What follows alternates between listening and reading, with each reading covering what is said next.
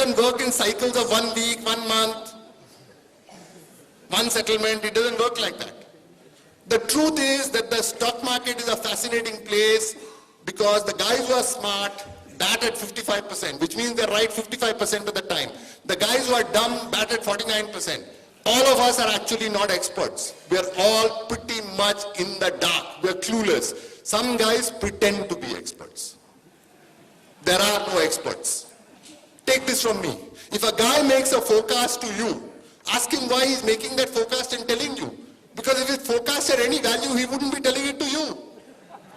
Capital line, capital market, free cash flow, operating cash flow, all of these as metrics to define how a business, performs is important. Common sense, not getting carried away, very important, uncommon.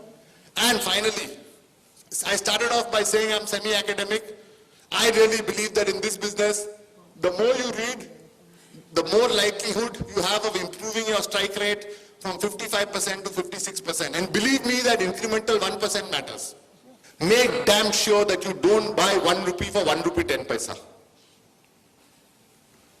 A lot of us have that habit, especially in bull markets. The 3 most important words in investing, truly, the margin of safety. And the 4 words which are most abused in investing. This time it's different. Just remember these 2. It's never different, and you need to have a margin of safety. Because all of us are human beings, we make mistakes. The margin of safety protects you from dying. It's like a seat belt. If you don't wear it and you have a crash, you'll die. So if you value your life, look for a margin of safety. The one other thing I'll say, and I hope to get other people's views on this, but to me, you do need to think long and hard. There is a trade-off, I think, in terms of what you're willing to pay to have honest management running your company. Because at the end of the day, you're a minority investor. So part of valuation is figuring out, what management does in terms of allocating the capital that belongs to you. It's very important.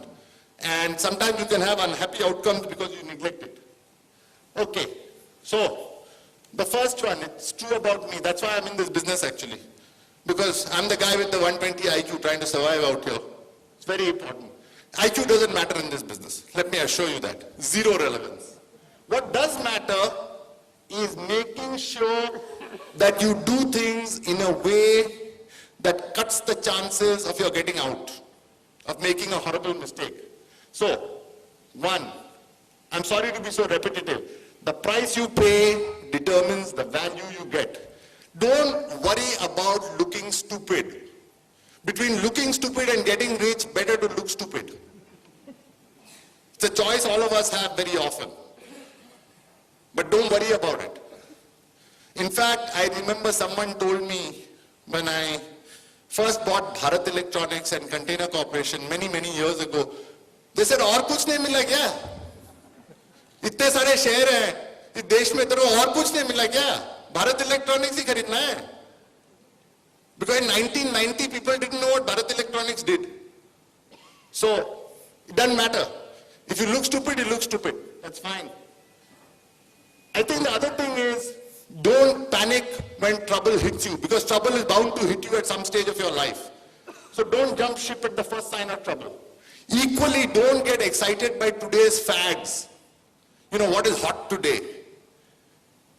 There are lots of fads. I just fell for one recently. I bought sugar companies, and boy have I been punished. So the virtues of patience. There's one really phenomenal guy, he was a mathematician. So he said, all men's misery is derived from not being able to sit in a quiet room alone. This is absolutely true. Our urge to do something every moment of our life is what causes the maximum damage.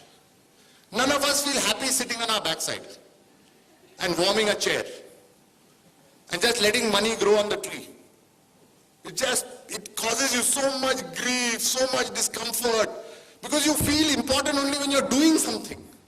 You're bringing up the broker, placing an order, doing something.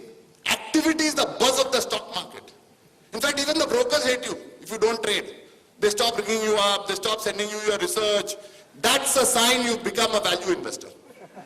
The day the broker stops calling you, you know you have mastered the art. Okay. Second, I'm told this very often. Why do you like only liquid stocks, Sanjoy? Liquidity has nothing to do with value. All that lack of liquidity tells you is that other people don't know the story as yet. Liquidity is a function of how many people know what's going on in a company. The minute people don't know, the stock is illiquid. But the fact that people don't know doesn't mean that the stock doesn't have value. So this liquidity business is a very dangerous trap, because when stocks are very liquid, they're the easiest thing to sell. When there's panic, what do you sell? You sell the liquid stocks. Who cares about value? You're bothered about liquidity, right? So you'll wear the crown jewels on your head, there's a panic, you'll sell them. Because they're liquid. I'm not advocating illiquidity. All I'm saying is liquidity per se doesn't count as part of value. The less trades you do, the lower your transaction costs, the lower your taxes. There is no better illustration of this theory in this room than Ramdev Agarwal. I think he has brought this to a fine art, which is why he is as good as he is. I wish I could be as good as him. This truly requires discipline. It requires what I would call the Zen approach to investing. And it pays off like hell. The extra 2%, 3%, 4% compounded every year that you make by trading less, by saving taxes, is an incredibly important power. Finally, I'm often asked, how much cash should you have as a value investor? If there are a huge amount of bargains, you should have zero cash. So in other words, when the market is incredibly bearish, you should have zero cash. When there are no bargains, when you run out of ideas, you can't find bargains, you should have a hell of a lot of cash. The other thing is that euphoria and optimism only lead to expensive valuations. Little else. The most valuable businesses, the ones with the largest market caps, the most blue chip companies, they also offer very little margin of safety. So be careful. A great business need not be a great investment because they offer very little margin of safety. Finally, Nilesh made this point wonderfully well. Remain mentally flexible in seeking value. Value can come in multiple different forms. In fact, growth is one of the greatest creators of value. Think about Hero Honda, think about Asian Paint, think about Marico, think about Infosys, think about Blue Star. Why are these great stocks? Because they have grown steadily at a rate which is considerably higher than average for 15 years on the trot. Pidilite, these are all illustrations of that genre. I think the best opportunities for the value investor arise from one of two things. Either a fear of the unknown, of what will happen in future, or an inability to understand the true long-term growth potential. These are the two things that create the maximum value.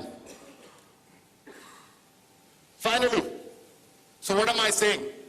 Invest in businesses that you understand, that you can figure out what their worth is. Remember that when prices go down, it's easier to find sensible opportunities. Focus on preserving capital, not losing money. Remember that making money is a second-order derivative. As Mr. Buffett said, to finish first, you must first finish. Hunt for bargains in industries or companies that are out of favor. And the last point, most important, pray to the Lord Almighty that you have good fortune. Because in this business, luck beats everything else hollow. If you're not lucky, you're not going to make money. Thank you.